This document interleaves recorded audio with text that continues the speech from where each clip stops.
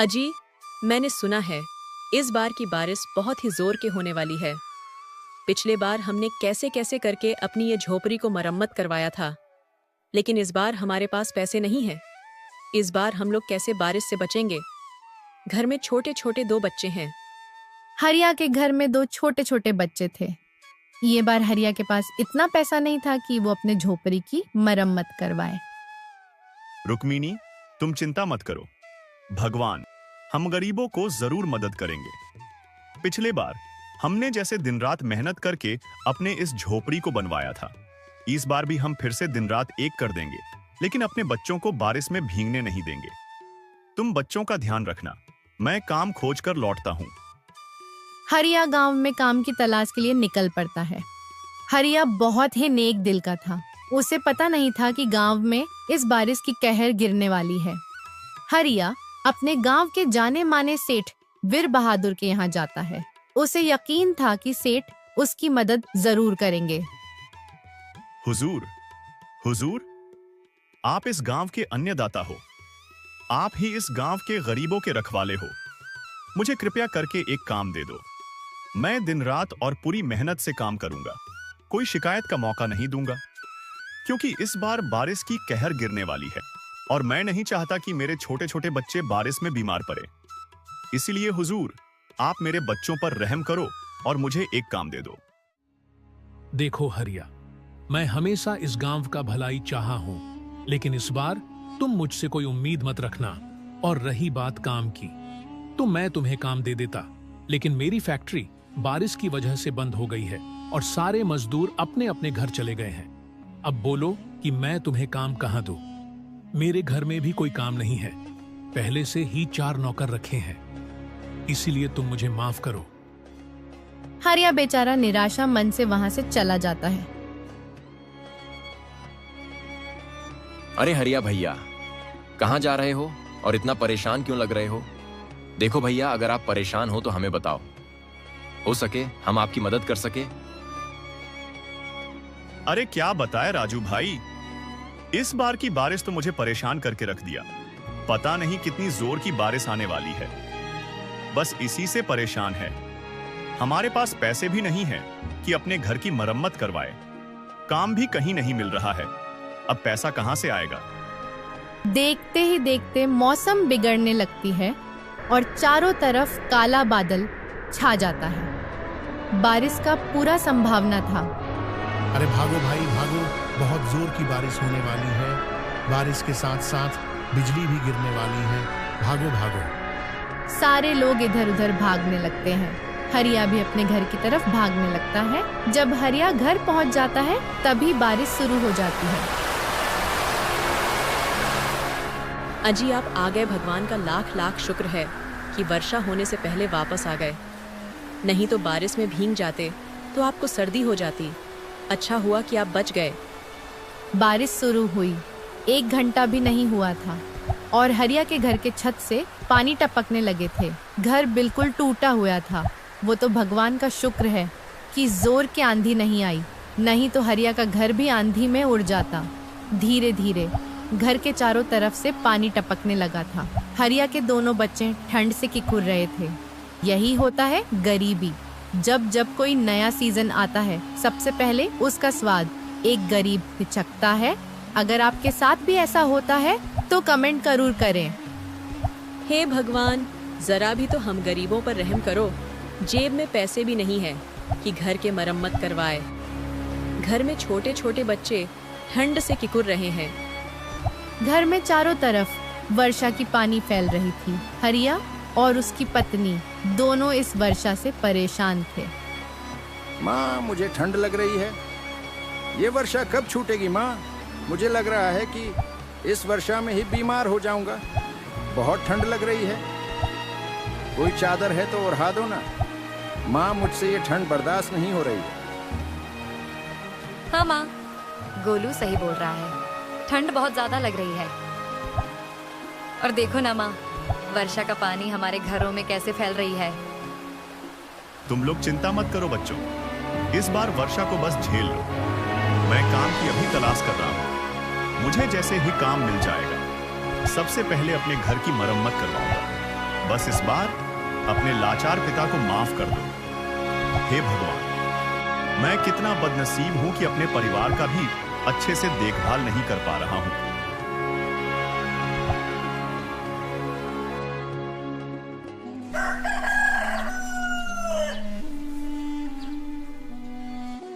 अगली सुबह हरिया के परिवार रात भर वर्षा के कारण नहीं सोए थे। इसीलिए जब सुबह को वर्षा छूटी तो गिला जमीन पर ही सो गए। हरिया भी रात भर नहीं सो पाया था, लेकिन हरिया सोने के बजाय काम की तलाश में निकल जाता है। आज कैसे भी करके मुझे कोई ना कोई काम ढूंढना ही होगा, वरना अगली बार वर्षा आएगी तो मैं अपने बच्चों को ऐसे ठंड से ठिठुरते नहीं देख सकता। हे भगवान, काम की तलाश करने में मेरी मदद करना। हरिया बहुत उम्मीद से आज काम की तलाश में निकलता है। हरिया इस बार एक बाजार में जाता है। उसे यकीन था कि कोई ना कोई दुकान में तो उसे काम जरूर मिल जाएगा। हरिया बाजार में सबसे बड़ा गोदाम का मालिक दिनेश लाल के यहाँ जाता है। साहब, आपके पास मैं बहुत उम्मीद से आया हूं। देखिए साहब, आप मना मत कीजिएगा। मेरे छोट छोट बच्चे हैं। बारिश के कारण उनको ठंड का शिकार होना पड़ता है। कल बारिश हुआ, उसमें मेरे टूटे घर से टप टप पानी टपक रहा था, जिसके कारण मेरे परिवार रात भर सोए नहीं है। कृपया करके दया कीजिए और मुझे एक काम दे दीजिए। ठीक है, तुम्हारा हालात देखकर मैं तुम्हें काम पर रख लेता हूं, नहीं तो मेरे गोदाम में नौकरों की कमी नहीं है।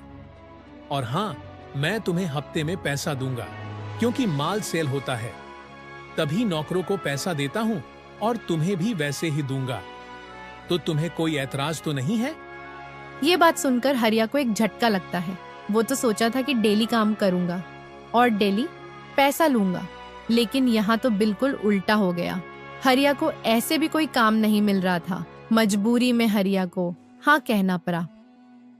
ठीक है साहब, मुझे मंजूर है।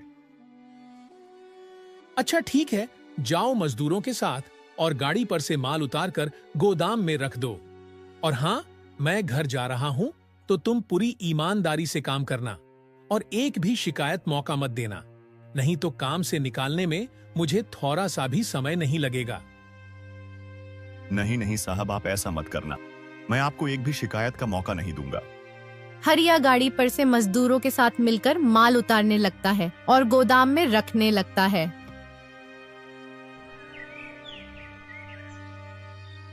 शाम तक सारे मजदूर माल को अच्छे से गोदाम में रख देते हैं और अपने अपने घर जाने लगते हैं। हरिया भी अपने घर आ जाता है और घर आते ही उसके बीवी बच्चों उससे पूछने लगते हैं, पापा, आप सुबह से कहाँ चले गए थे? आपको पता है कि मैं, राधा और माँ कितना परेशान हो गए थे। हाँ जी, आप बिना बताए कहाँ चले गए थे? मैंने आपको कहाँ कहाँ नहीं ढूंढा, लेकिन आप कहीं नहीं मिले। मैं बहुत परेशान हो गई थी। एक तो ये बारिश हमें परेशान किए हुए, और आज आप भी मुझे टेंशन दिए हुए थे। अरे रुक्मिनी, तुम गुस्सा क्यों होती हो? जाओ खाना ले आओ। मुझे बहुत जोर की भूख लगी है। खाना खाते समय तुम्हें एक खुशखबरी बताऊंगा। रुक्मिनी फटाफट से खाना लगा देती है और हरिया से कहती है, क्या खुशखबरी है जी? आप बहुत खुश भी लग रहे हैं। अब आप मुझे बताइए ना, मुझे अब सब्र नहीं हो रही है।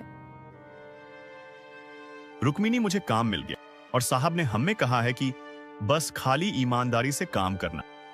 मैं तुम्हें कभी भी काम से नहीं निकालूंगा। और रुक्मिनी, वहां पर ढेर सारे नौकर काम करते हैं और मुझे वहां पर मन भी लग रहा था। अब देखना रुक्मिनी, मैं अपने घर को बिल्कुल अच्छे से मरम्मत करवाएंगे ताकि बारिश में हमें भीगना ना पड़े। ये तो बहुत ही खुशी की बात है जी। अब हमारा घर भी मरम्मत हो जाएगा और बच्चों को ठंड से किकुरना ना पड़ेगा। अब बस आप पूरी मेहनत से काम कीजिएगा ताकि मालिक खुश रहे। अगर वो खुश रहेंगे तो हम भी खुश रहेंगे। हाँ रुक्मिनी, तुम ठीक बोल रही हो। मैं पूरी जी जान लगा दूंगा, बाकी शिकायत का मौका नहीं दूंगा। हरिया खाना खाकर सो जाता है। अगली सुबह आज हरिया पूरी जोश और लगन में था। उसे मेहनत करके खाने में बड़ा मजा। अब आता था हरिया अपने काम पर निकल जाता है। अरे हरिया भैया, आप आ गए। आइए, आपने ठीक किया कि साहब के आने के पहले आ गए, वरना साहब बहुत गुस्सा करते हैं।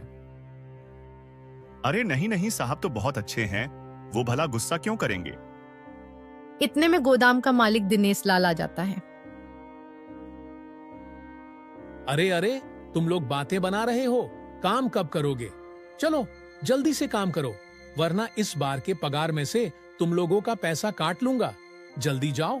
सेठ की गड़गड़ाहट वाली आवाज सुनकर सारे नौकर अपने अपने काम करने लगते हैं। हरिया मालिक का बहुत इज्जत करता था। मालिक उसे जो कहते उसे एक झटके में कर देता था। हरिया वही करता जो दिनेश लाल को अच्छा लगता था। धीरे धीरे हरिया सेठ के दिल में अपनी जगह बना ली। अब सेठ भी उसे खूब मान आदर करने लगे। अरे हरिया, तुम बहुत अच्छे हो। वर्षों से मैं ये गोदाम चला रहा हूँ, लेकिन आज तक तुम्हारे जैसे मेहनती और दयालु नौकर नहीं देखा। मैं तुम्हें जो कहता हूँ तुम कर देते हो, और कुछ गुस्सा में कह दूं तो तुम उसका बुरा भी नहीं मानते हो। ऐसे ही काम करते रहो और खुश रहो। तुम्हें जो चीज की जरूरत हो मुझसे बोलना, मैं तुम्हारे लिए हमेशा खड़ा रहूंगा। हरिया अपने सेठ के मुंह से तारीफ सुनकर बहुत खुश होता है, लेकिन इसे पता नहीं था कि लोग एक कदम आगे बढ़ाने की कोशिश करते हैं तो उसके अगल बगल के लोग उसका टांग खींचने पर तुल जाते हैं। हरिया के साथ भी कुछ ऐसे ही होने वाला था। गोदाम के सारे नौकर की नजरों में हरिया गिर चुका था। अरे देख रहे हो भाई लोग, हरिया को आए कुछ दिन ही हुआ है और सेठ जी के दिलों पर राज कर रहा है। अगर ऐसे ही रहा तो ये उस गोदाम का मालिक बन जाएगा और फिर हम लोगों पर ही हुकूमत चलाने लगेगा। हाँ हाँ, तुम ठीक बोल रहे हो। देख रहे हो कैसे खुश हुए जा रहा है हम लोग। सालों से इस गोदाम को अपना समझकर काम कर रहे हैं कि सेठ जी का एक भी संतान नहीं है। आगे चल के ये गोदाम हमारा ही होगा, लेकिन इस हरिया ने तो हमारे सारे सपने पर पानी फेर दिया। देखो भाई, लोग इस हरिया को कुछ करना होगा, कुछ ऐसा करना होगा जिससे सेठ जी खुद उसे काम से निकाल दें। तुम लोग ऐसा क्यों कर रहे हो? वो अपने मेहनत से आगे बढ़ रहा है तो तुम लोगों को ये देखा नहीं जा रहा है? देखो, किसी को देखकर जलना नहीं चाहिए। अपना अपना मेहनत से काम करना चाहिए ताकि अगली बार हम भी सेठ जी के नजरों में अच्छा हो सके। देखो भोला, ये तुम अपना परिवचन अपने पास रखो। मुझे तुम्हारी जरूरत नहीं है। और हां, अगर हमारा प्लान लीक हुआ तो सबसे पहले हम तुम्हें ही पकड़ेंगे। इसलिए तुम्हारे लिए बेहतर यही होगा कि चुपचाप जो कर रहे हैं उसे देखो। इन दरिंदों के आगे भोला का एक भी नहीं चलता है। भोला बेचारा चुपचाप साइड हट जाता है। अब देखते हैं कि ये लोग हरिया को भगाने के लिए क्या करते हैं।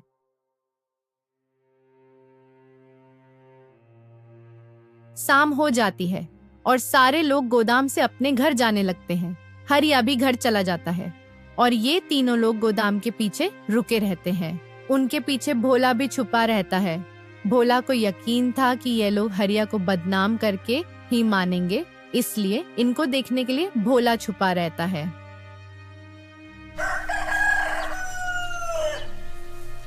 अगली सुबह रोज की तरह आज भी भोला अपने काम पर निकल पड़ता है। भोला गोदाम जैसे ही पहुंचता है, देखता है कि वहां बहुत भीड़ लगी हुई है। भोला का मन घबरा जाता है। आओ आओ हरिया, हम लोग तुम्हारा ही इंतजार कर रहे थे। आखिर तुमने अपना औकात दिखा ही दिए। आखिर तुमने ये साबित कर दिए कि किसी पर उतना विश्वास नहीं करो कि वो अपना औकात ही भूल जाए। मैंने बहुत बड़ी गलती कर दी कि तुम्हें गोदाम का दूसरा चाबी दे दिया। आज के बाद इस गोदाम में अपना दर्शन मत देना। चलो जाओ यहाँ से, वरना मैं तुम्हें चोरी के इल्जाम में जेल करवा दूंगा। लेकिन क्या हुआ सेठ जी? मुझ पर क्या चीज का गुस्सा उतार रहे हो? मेरी क्या गलती है? आखिर ये तो बताओ। सेठ जी से क्या पूछ रहे हो हरिया? मुझसे पूछो। सेठ जी तुम पर कितना विश्वास करते थे और तुमने उनका विश्वास को तोड़ दिया। अगर तुम्हें पैसों की इतनी ही जरूरत थी तो उनसे मांग लिए होते, वो तुम्हें भीख में दे देते। उनके गोदाम से चावल की बोरी चुराने की क्या जरूरत थी?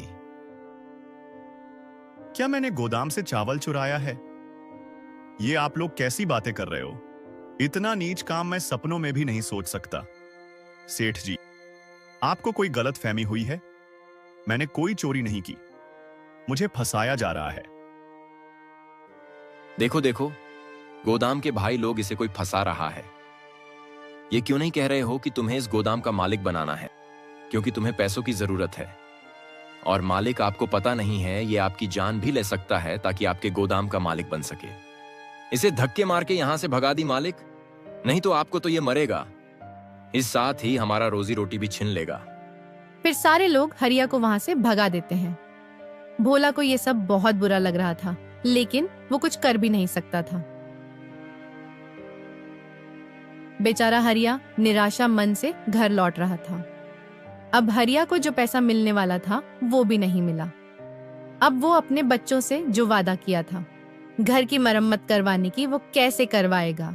इतना हरिया सोच ही रहा था कि इतने में मौसम बदलने लगी और तेज हवाएं और बादल छाने लगी। एक तो हरिया को काम से भी निकाल दिया और ये बारिश भी उससे खिलवाड़ कर रही है। देखते ही देखते बहुत तेज की बारिश होने लगती है।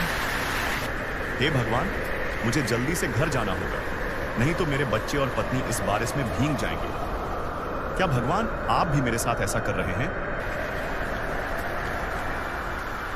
हरिया जैसे ही घर पहुंचता है, देखता है कि जहां पर उसका घर था वो बिल्कुल खाली हो चुका है और उसकी पत्नी और बच्चे एक पैर के नीचे छुपे हैं। हरिया द्वार कर अपने बीवी बच्चों के पास जाता है। आंधी तेज होने के कारण हरिया की झोपड़ी उड़ जाती है। बारिश में रात भर चारों लोग वहीं पैर के नीचे खड़े रहते हैं।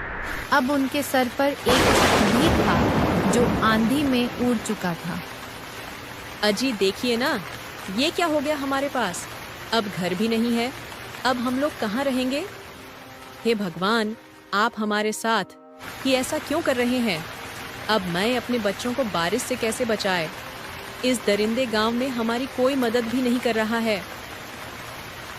रुक्मिनी बहुत परेशान है। अगर मैं इसे अपने काम के बारे बताऊंगा तो ये और दुखी हो जाएगी। नहीं नहीं, इसे मैं कुछ नहीं बताऊंगा, समय आने पर खुद पता चल जाएगा।